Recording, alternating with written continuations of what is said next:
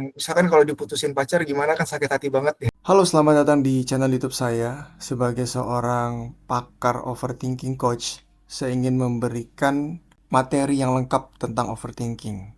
Saya belum melihat ada channel YouTube lain yang membahas tuntas tentang overthinking, jadi saya ingin buat. Dan dua video sebelumnya juga sudah saya upload. Ada video tentang overthinking dari sudut pandang psikologi, dan juga satu lagi dari sudut pandang neuroscience. Sebagai pembukaan, introduction ya.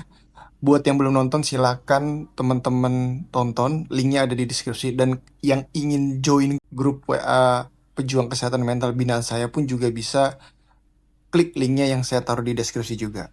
Video kali ini sekarang akan membahas overthinking dari sudut pandang time management. Semoga bermanfaat. Dari time management, disiplin ilmu time management.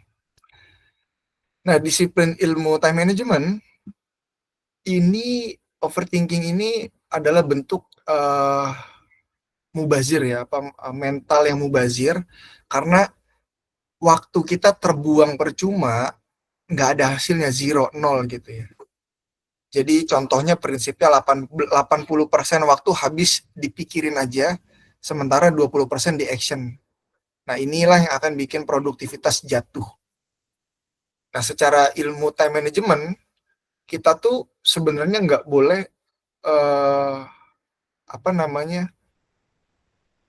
aksi atau action kita itu sebenarnya nggak boleh teramat sedikit daripada apa yang kita eh, pikirkan di kepala kita. Jadi sebenarnya harusnya bisa seimbang atau malah eh, lebih banyak actionnya tuh juga jauh lebih bagus gitu ya. Nah, tapi yang terjadi kepada overthinking itu actionnya sangat dikit, bahkan nggak ada, tapi justru pikirannya banyak banget, mungkin sampai 80% atau 100%. Nah, jadi makin lama kita mikir, makin lelah otak, makin buruk keputusan kita, decision making kita makin buruk gitu ya. Dan kalau decision making kita makin buruk, ya aksinya juga nanti akan makin buruk. Nah, jadi kalau yang sering nunda-nunda nih, mungkin di antara kita ada yang sering nunda-nunda tugas, nunda-nunda pekerjaan, atau nunda-nunda apa gitu ya. Ternyata itu yang juga ikut menyumbang overthinking dalam konsep time management gitu ya. Ya kan? Kita dikasih tugas hari Senin, yang nanti dikumpulinnya hari Minggu. Berarti kita ada sekitar 7 hari untuk kita mengerjakan itu. Tapi kita tunda sampai hari Sabtu, baru kita mulai kerjain. Akhirnya ketika hari Sabtu kita ngerjain, waktunya sedikit. Yang terjadi apa? Yang terjadi akhirnya pikirannya kemana-mana. Aduh, ini harus gimana, ini harus gimana. Aduh, aduh, aduh, aduh, aduh, aduh, aduh, aduh, aduh, aduh, aduh, aduh, aduh, gitu ya. Nah, ini nggak bagus juga. Jadi dari segi time management, eh jadi kalau kalian merasa overthinking nih sekarang, kalau sekarang kalian merasa overthinking, kalian bisa mengatasi itu juga dengan prinsip time management, ya. Jadi terjadwal, terdeadline, terstruktur gitu ya. Ada prinsip yang saya gunakan gini. Ketika saya memikirkan sesuatu, saya berpikir gini. Yang saya pikirin ini, apakah akan berdampak besar selama 3 hari ke depan? Kalau tidak berdampak besar selama 3 hari ke depan, saya tidak mau mikirin ini panjang-panjang. Karena buat apa? 3 hari yang akan datang itu nggak berpengaruh buat saya, kok saya pikirin gitu. Jadi mendingan saya pikirin yang 3 hari mendatang itu berdampak untuk saya. Contohnya misalkan Senin besok saya ada meeting ketemu orang. Lebih baik saya pikirin itu dulu aja. Buat Senin nanti pas meeting sama orang mikirin nanti mau bahas apa, mau presentasinya gimana, mempersiapkan presentasi. Terus hari Selasa misalkan, hari Selasa saya misalkan ada janji jadwal ke dokter gigi gitu ya. Nah, daripada saya mikirin yang lain, mending saya mikirin dokter gigi dulu aja tuh. Saya mikirin uh, mau di jam berapa ya ke dokter giginya ya. Terus saya harus booking nih sekarang gitu ya. Nah, saya booking sekarang lah biar nggak terlalu mepet. Nah, terus hari Rabu saya misalkan ada jadwal konseling. Saya jadi di hari Rabu Saya ada klien, ada teman-teman yang konseling sama saya padat nih, ada 3 orang yang udah booking untuk konseling sama saya di hari Rabu. Nah daripada saya mikirin yang lain, mendingan saya pikirin itu aja. Ini 3 orang ini adalah klien-klien lama saya gitu ya. Saya nggak mau dia terus-menerus dalam penderitaan. Lebih baik saya pikirin program, kira-kira program apa nih yang bisa menyelamatkan mereka dari mental mereka. Ya, jadi itu ketika saya mikirin sesuatu, saya coba pakai time management. Ini 3 hari yang akan datang, ini berpengaruh nggak buat hidup saya? Kalau ini nggak berpengaruh buat hidup saya selama 3 hari yang akan datang, mending nggak usah saya pikirin rumit-rumit atau lama-lama.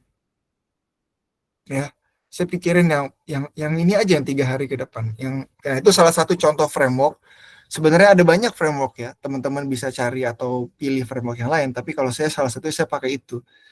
Ya, misalkan overthinking orang tuh umumnya apa sih? Meninggal gitu ya, misalkan takut sama meninggal. Aduh, ntar kalau gue mati gimana ya, dosa gue masih banyak gitu. Nah, daripada saya mikirin kematian saya yang saya juga nggak tahu itu kapan, mending saya pikir yang 3 hari terdekat aja dulu. 3 hari yang terdekat tadi, Senin saya ada janji, karena saya ingin menjadi orang yang amanah, saya ingin menuntaskan janji saya, ya saya persiapkan dari hari sekarang agar besok ketika saya janjian saya sudah siap.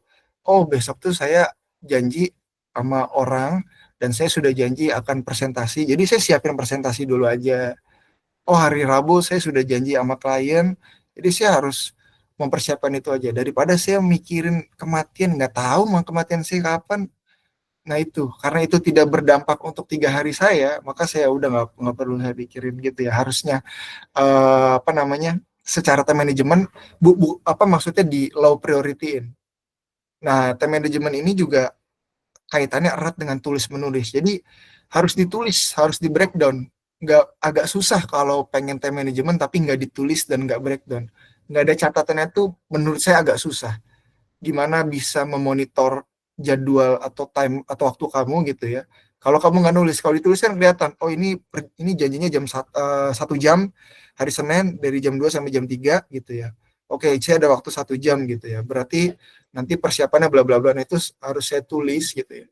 Karena dengan begitu jadi kebayang, oh ini waktunya segini, waktunya segini, waktunya segini. Kalau enggak agak susah. Nah, kalau pengen time management tapi nggak ditulis, bukannya nanti menyelamatkan overthinking kamu, kamu malah makin overthinking tuh di kepala kamu kayak, aduh ini berapa jam ya, aduh ini jadi overthinking. Jadi ditulis gitu ya, dituangkan dalam bentuk tulisan, dicatat gitu ya, time management. Nah, teman-teman, eh, ini nggak kerasa waktunya udah 1 jam aja ya, udah jam 5. Jadi mungkin yang saya bisa share ini dulu ya. Saya masih ada hutang berarti untuk membahas dari segi sosial dan dari segi spiritualitas, religiusitas. Overthinking hari ini yang sudah saya bahas tuh tadi dari sisi psikologi udah, dari sisi neuroscience udah, dari sisi time management juga udah. Walaupun tadi saya share luarnya aja ya, tipis-tipis aja ya. Masing-masing dari psikologi, neuroscience, dan time management sebenarnya bisa dibahas lebih dalam lagi. Kayak tadi time management juga bisa lebih dibahas di dalam, bisa lebih dalam pembahasannya dengan membahas gimana sih cara nulisnya gitu atau frameworknya tuh gimana gitu ya. Itu bisa juga kita bahas nanti di lain kesempatan. Artinya di sini saya kasih luarnya dulu aja tipis-tipis. Kalau ada waktu lagi nanti kita bisa bahas itu lebih lanjut. Nah, untuk yang spiritualitas religiusitas sama yang sosial mungkin di lain kesempatan karena keterbatasan waktu gitu ya. Nah, jadi itu teman-teman apa yang ingin saya sharing hari ini ke teman-teman sebagai bentuk rasa kepedulian saya terhadap anggota komunitas Senyum Mati gitu ya. Dan ya, saya coba mau menjawab nih sekarang ya pertanyaan tadi dari Mas Fauzan gitu ya, Mas Fauzan. Mas Fauzan tadi nanya, akhirnya kalau itu kejadiannya real nyata gitu ya. Gimana kan kalau overthinking itu umumnya itu nggak real, nggak nyata. Contohnya tadi kayak kasusnya neuroscience yang lihat macan, kalau macan kan nyata di depan kita, tapi kalau overthinking kan umumnya nggak nyata, nggak di depan kita gitu ya. Kayak nanti masih jauh tapi kita pikirin aja terus ya. Nah terus ini Mas Fauzan nanya, kalau kondisinya itu real nyata udah kejadian gitu ya. Udah kejadian gitu ya, gimana gitu ya? Kan nggak harus harus dipikirin gitu ya. Betul ya Mas Fauzan ya? Kayak gitu bukan ya? Benar, Coach. Saya takut agak lupa karena tadi pertanyaannya agak-agak di awal tadi kan ya. Jadi kalau memang udah kejadian, ya memang harus dipikirin gitu. Memang harus dipikirin, nggak apa-apa gitu ya, nggak apa-apa. Yang jadi bahaya kan ini adalah sesuatu hal yang belum ada, belum real, belum nyata gitu ya. Tapi udah kepikiran duluan gitu ya. Dan itu pikirannya dalam gitu ya. Padahal ya kayak tadi contohnya misalkan, aduh nanti saya meninggal gimana ya? Itu kan nggak ada yang tahu, itu goib gitu ya. Ya kan, kalau dipikirin terus-menerus kan nanti sayanya jadinya akan mubazir waktu, mubazir energi, terus juga detak jantung saya berdebar terus, kasihan gitu nggak istirahat. Nah tapi kalau udah kejadian dipikirin nggak apa-apa. Nah balik lagi ke konteksnya, ke kondisinya, kejadiannya gitu ya. Konteksnya apa gitu ya, dipikirinnya. Nah tadi kan Mas Faizan juga nanya, eh, batasannya gimana sih coach gitu? Batasannya kalaupun boleh dipikirin, batasan yang kira-kira aman buat dipikirin gitu. Nah sebenarnya saya tadi juga udah menjawab tipis-tipis tuh. Salah satunya adalah framework yang 3 hari itu Mas Fauzan. Jadi kalau selama 3 hari ke depan ini nggak berdampak buat saya, ya saya nggak perlu pikirin ini panjang-panjang gitu. Jadi salah satu contoh frameworknya, batasannya ada 3 hari itu yang saya gunakan gitu ya. Tapi apakah ini memang yang terbaik 3 hari ini untuk semua orang? Ya nggak juga Mas Fauzan. Orang-orang punya frameworknya atau batasannya hari masing-masing juga nggak masalah, nggak apa-apa. Tapi yang saya gunakan tuh 3 hari itu Mas Fauzan gitu ya. Ya, misalkan kejadian tadi kan kalau nggak salah Mas Fauzan juga menyinggung pertanyaan tentang misalkan kalau diputusin pacar gimana, kan sakit hati banget ya, gitu ya Mas Fauzan ya? Sebagai contoh aja, Coach. Iya Mungkin ada contoh. kejadian lain.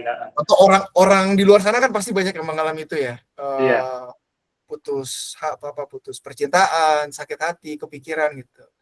Nah, saya juga dulu waktu masih remaja, waktu masih kuliah SMA juga mengalami putus cinta, kan pusing banget gitu ya. Nah, dengan framework 3 hari ini artinya kita berpikir gitu ya. Saya kan galau gitu ya. Tapi galau ini akan berpengaruh atau penting nggak sih buat saya selama 3 hari ke depan gitu ya. Galau ini akan membantu kehidupan saya di 3 hari mendatang, atau justru sebaliknya, ini akan mengacaukan agenda dan aktivitasnya di 3 hari mendatang gitu ya. Contohnya tadi misalkan Senin saya ada rapat, saya ada janji, saya ada ketemuan orang gitu. Dengan galau ini, apakah ini akan menolong saya untuk mempersiapkan rapat saya, atau bisa malah menghancurkan rapat saya nanti gitu ya. Nah, jika justru jawabannya ini ya malah akan menghancurkan gitu ya, ya udah berarti itu taruh prioritasnya ke bawah gitu ya. Bukan nggak dipikirin tuh ya Mas ya, bukan nggak dipikirin, tapi prioritasnya taruh di bawah dulu gitu ya, ditaruh bawah. Nanti sekiranya kira-kira itu sudah mulai penting untuk dipikirin gitu ya. Apa sih misalkan contoh yang harus dipikirin ketika kita putus cinta? Misalkan mantannya belum selesai juga gitu. Misalkan mantannya kayak, oke ya minggu depan saya akan ke rumah kamu, balikin barang-barang kamu. Minggu depan tuh misalkan ya, minggu depan. Ya, kalau minggu depan tuh berarti 7 hari lagi dong, 7 hari lagi. Kalau 7 hari lagi berarti nggak masuk 3 hari ini dong ya. Ya udah kalau gitu saya mikirinnya nanti aja, ketika udah mau menjelang 3 hari baru saya pikirin. Misalkan ya udah saya akan ke rumah kamu minggu depan, hari Minggu saya akan ke rumah kamu, saya akan balikin barang-barang kamu gitu ya. Oke ya udah, berarti selama hari Senin, Selasa, Rabu ya saya nggak usah mikirin dulu, karena belum 3 hari itu saya kan nggak akan mendapatkan manfaatnya kalau saya galau. Berarti saya nanti mulai mikirin itu ketika di hari Jumat atau di hari Sabtu, karena hari Minggu dia mau datang ke rumah nih. Berarti saya pikirin deh ntar pas hari Jumat, saya pikirin datangnya jam berapa, terus gimana-gimananya gitu ya. Terus barang apa aja yang balikin atau yang nggak perlu, yang itu mah pegang aja dah, nggak usah dibalikin, nggak apa-apa, saya ikhlas. Nah, itu tuh semua dipikirinnya mungkin nanti di hari Jumat atau di hari Sabtu ketika 3 hari lagi mau masuk ketemuan lagi sama dia. Nah itu salah satu framework ya Mas Fauzan.